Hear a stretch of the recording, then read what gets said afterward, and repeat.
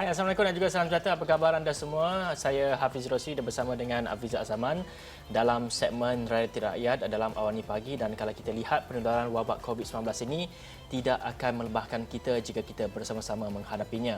Dan anda tidak berseorangan dalam menghadapi waktu getir ini kerana kami di Astro Awani membawakan Realiti Rakyat, tumpuan khas yang mengangkat suara rakyat dan realiti kehidupan mereka akibat COVID-19.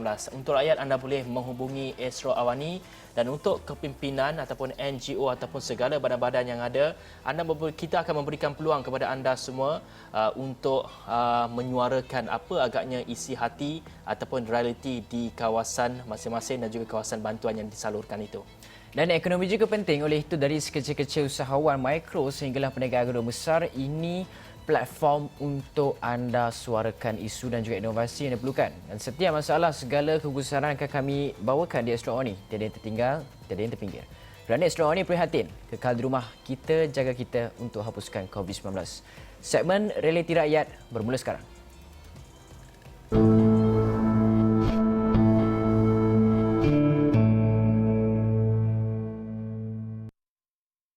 Baik, ketika PKP ini semestinya ramai terkesan dan ada yang tidak dapat bekerja dan juga hilang mata pencarian mereka. Dan sungguh pun ada bantuan dari kerajaan disalurkan, ia sebenarnya tidak cukup untuk menampung, terutamanya bagi keluarga yang besar. Dan ketika PKP inilah kita dapat saksikan banyak organisasi dan juga badan bukan kerajaan NGO masing-masing memainkan peranan untuk menghulurkan bantuan. Ada yang menghulurkan bantuan berdasarkan kapasiti sendiri dan ada juga melalui pendanaan awam ataupun crowdfunding.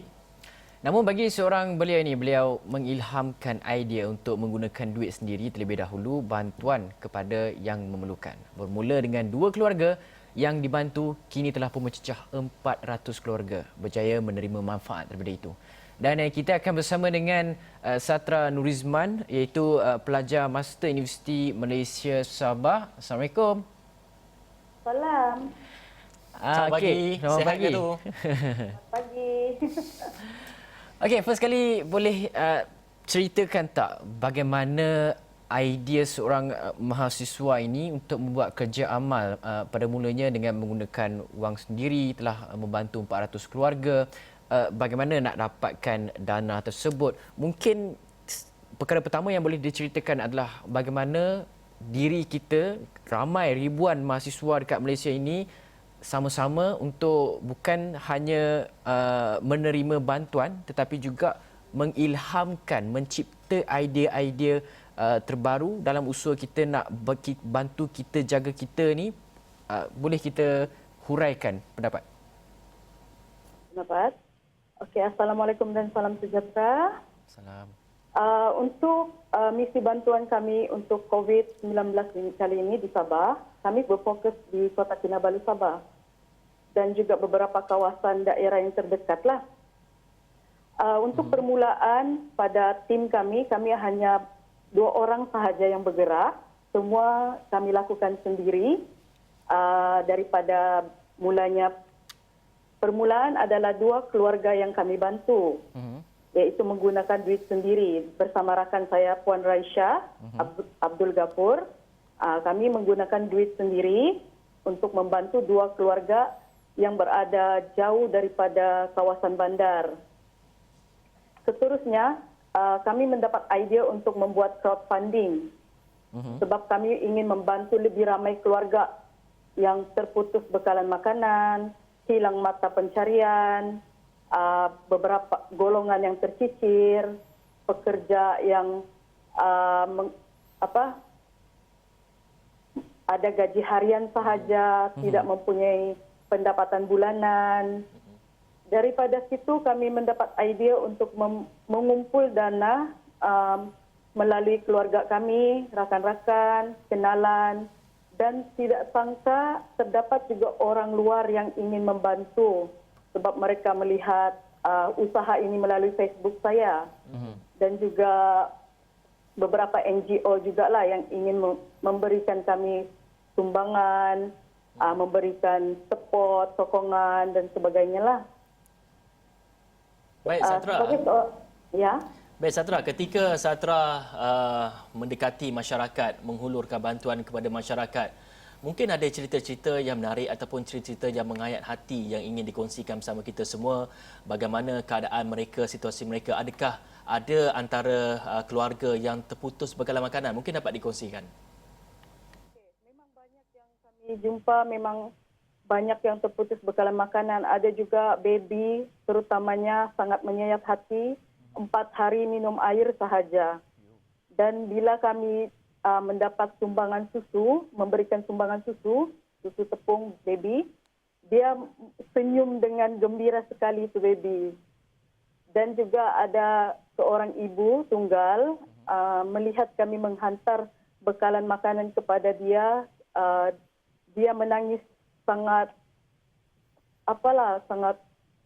dia menangis dan terharu dengan apa yang kami lakukan sebab mereka ini adalah golongan yang tercicir, yang tidak mendapat mana-mana bantuan daripada kerajaan. Dan juga ada beberapa keluarga yang beberapa hari sudah tidak makan, terutama pada waktu bulan puasa ini. Jadi dakwa penduduk itu mereka ini tidak dapat bantuan ke bagaimana? Ataupun bantuan tidak sampai lagi ke bagaimana? Apa dakwa mereka?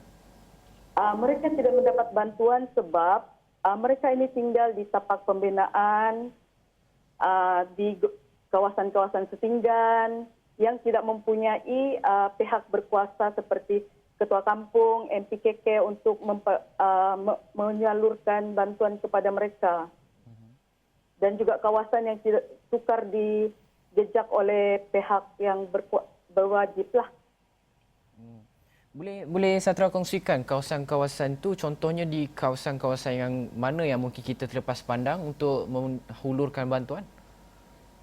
Okey, kawasan ini seperti kawasan yang berbukit dan sangat tidak kita sangka akan ada rumah di situ.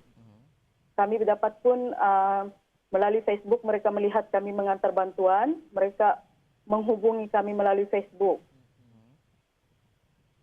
Jadi itu adalah kaedah yang digunakanlah untuk mengetahui ataupun untuk mengenal pasti di mana keluarga-keluarga yang memerlukan. Apa tu? Jadi melalui Facebook lah kiranya ataupun saluran yang digunakan untuk mengenal pasti keluarga-keluarga yang betul-betul memerlukan, ataupun mungkin ada kaedah lain yang digunakan. Bagaimana untuk mengenal pasti mereka yang memerlukan ini? Okey, satu Facebook. Kedua, saya juga meletakkan di Facebook saya itu nombor telefon saya. Jadi mereka akan hubungi saya sendiri untuk mendapatkan bantuan itu. Dan juga terdapat juga beberapa kawasan yang memohon keluar daripada kawasan Kota Kinabalu lah. Satra, dalam masa yang sama juga kita nak melihat apabila bantuan-bantuan itu disalurkan ketika Perintah Kawalan Pergerakan ni, mungkin ada terdapat cabaran-cabaran tertentu yang terpaksa dihadapi dari segi logistik ke, dari segi dana keuangan ke, bekalan yang tidak mencukupi ke, ataupun saluran-saluran bantuan itu kurang menyeluruh ke. Mungkin apa cabaran-cabaran yang dihadapi ketika ini? Banyak cabaran yang kami hadapi. Pada permulaannya kami pernah hiking 30 minit daripada jalan utama ke hanya satu rumah sahaja di bukit itu. Itu ada warga emas di situ dan ada beberapa cucu yang dijagalah. Jadi kami menghantar beras 10 kilo. Sebab kami hanya berdua, kami duduk pun perempuan, tiada kudrat lelaki. Kami mengangkat 30 minit hiking dan itu salah satu cabaran. Banyak kawasan yang kena hiking lah, satu. Kedua, kereta rosak sampai mengeluarkan kos RM600 sendiri untuk memperbaiki kereta kami lah. Ketiga, hujan lebat. Kami pernah terkandas kami panggil nama dia Kionsom. Kami terkandas di atas bukit tersebut dan tersesat sebab GPS salah nilah GPS tu. Dan juga dana pun kami kekurangan dan bekalan seperti beras kami sukar dapatkan sebab banyak kedai yang tidak memberikan keizinan untuk membeli banyak bekalan tersebut. Jadi kami terpaksa menggunakan saluran seperti mungkin rakan-rakan yang sebagai seorang manajer di mana-mana, macam Speedmart, CKS, supermarket. Kami terpaksa menggunakan saluran seperti itulah untuk berhubung dengan rakan kami untuk dapatkan bekalan beras dan minyak terutamanya, semua yang bersubsidi lah, seperti gula, sukar didapati. Satra bergerak secara sendirian dengan kawan ataupun mungkin ada bernaung di bawah pertubuhan ataupun organisasi, dan apa perancangan selepas ini? Mungkin ingin bersama dengan menubuhkan satu NGO ke bagaimana? Okey, kami bergerak secara sukarelawan bersendirian menggunakan dana awam dan juga dana BIS sendiri. Tapi kami mempunyai NGO angkat untuk mendapatkan permit daripada JKM untuk bergerak. Sebab menyalahi di sisi undang-undang sekiranya kita tidak permit. Dan kami memang ada perancangan untuk menubuhkan NGO untuk membantu golongan seperti ini. Yang miskin tegar dan sebagainya. Satra, kalau Satra boleh kongsikan kan semangat untuk membantu orang ni kan, kalau kita lihat majoriti, bukanlah majoriti, macam kita ada ramai mahasiswa-mahasiswa dekat Malaysia ni, diploma, degree, master dan juga doktor itu sendiri pun kita ada ramai, tapi inisiatif-inisiatif yang dijalankan oleh mahasiswa itu mungkin kurang sikit lah kan. Yang mereka cuma nyatakan di laman-laman media sosial, Facebook, Twitter dan sebagainya, apa bantuan-bantuan yang mereka akan terima. Tapi inisiatif untuk bagaimana mereka ataupun kita sendiri untuk membantu sesuatu individu ataupun komuniti itu kurang kita nampakkan ketika Perintah Kawalan Pergerakan ini. Bagaimana Satra melihat kepada perkara ini, dan mungkin ada nasihat ataupun nilai-nilai yang mungkin Satra ingin sampaikan kepada mahasiswa supaya mahasiswa, anda orang muda, anda ada idea-idea baru, anda boleh berkreativiti, inovasi tertentu yang boleh dihasilkan untuk membantu komuniti Malaysia itu sendiri dalam kita menghadapi tempoh-tempoh yang sukar ni, Satra? Okey, baiklah. Nilai yang patut kita tekankan di sini adalah kemanusiaan. Tanpa mengira sesiapa pun, kita harus membantu mereka dari segi perikemanusiaan kita.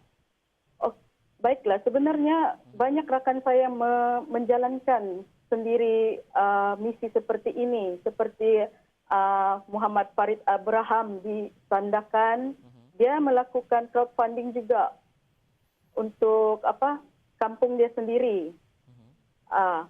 Dan juga ada juga kawan yang berada di daerah lain, Tawau, Asma binti Kadir, dia melakukan benda yang sama juga dengan saya untuk crowdfunding dan membantu golongan yang kekikiran. Banyak sebenarnya mahasiswa juga yang melakukan perkara seperti ini, inisiatif seperti ini. Cuma mungkin tidak secara meluaslah. Sebab kita pun seorang pelajar yang tidak mempunyai pekerjaan, kita bergantung pada dana awam. Kami pun sebenarnya kemungkinan hampir ke penamat lah, sebab kita pun kehabisan dana sudah sekarang ni. Okey, baik. Terima kasih Satra Nurizman, merupakan pelajar master Universiti Malaysia Sabah. Sangat menakjubkan dari segi bagaimana beliau sendiri yang sedang pun belum lagi tamat pengajian masternya, tapi kini bergerak aktif dalam hulurkan bantuan, dan saya kira satu usaha ataupun satu semangat yang harus dicontohi oleh semua mahasiswa-mahasiswa. Kalau sekiranya pada masa muda-muda ni anda telah menunjukkan anda bersedia untuk berkhidmat, dan saya pasti dalam masa akan datang nanti anda bersedia untuk menjadi yang berhormat. Ya, betul tu. Dan dalam masa yang sama, kalau kita terlibat dalam secara langsung dalam usaha aktiviti-aktiviti kemanusiaan ini, benda-benda ni lah yang akan bantu kita untuk nak dapat kerja nanti. Boleh masuk dalam resume dan sebagainya. Dan majikan kalau tengok kerja-kerja amal kemanusiaan yang kita lakukan ini, benda ni akan boleh menjadi plus point untuk kita semua nak cari kerja nanti. Okey, baiklah. Itu saja untuk Realiti Rakyat untuk blok yang pertama ini. Kita akan ke blok yang kedua. Tapi sebelum tu kita nak rehat dulu seketika. Kita ada banyak lagi cerita Realiti Rakyat sekarang ketika PKP.